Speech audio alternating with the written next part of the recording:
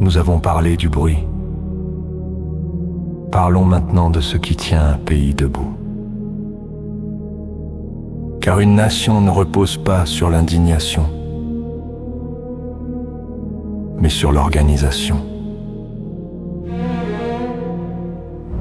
La confiance ne revient pas par la peur, elle revient par la preuve. Quand l'argent public laisse une trace, quand les décisions laissent un dossier, quand les engagements laissent un bilan, alors la parole politique cesse d'être un pari et devient un contrat. Un élu intègre ne craint pas la transparence, il s'y appuie.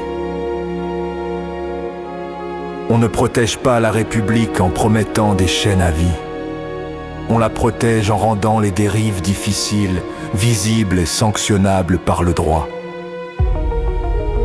Quand un soupçon sérieux apparaît, on sécurise les signatures. On protège les fonds, on attend le jugement.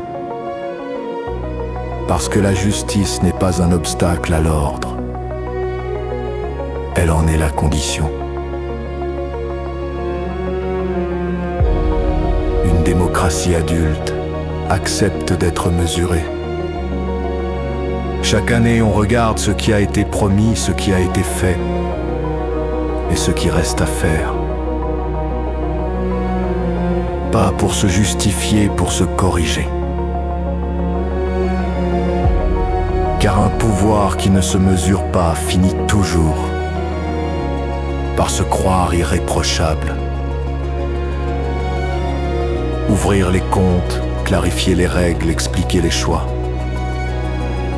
Ce n'est pas affaiblir l'État, c'est le renforcer. La lumière ne détruit pas les institutions saines, elle les crédibilise. Et quand la clarté progresse, la défiance recule. Une nation solide n'improvise pas ses réformes, elle les teste, elle les ajuste, elle apprend. Des communes qui expérimentent, des méthodes qui prouvent, des règles qui évoluent. Voilà comment on bâtit dans la durée. Je ne promets pas une république parfaite. Je promets une république fiable, pas fondée sur la colère, mais sur la responsabilité. Pas portée par des hommes providentiels, mais par des institutions solides. Car les cris passent, les règles restent.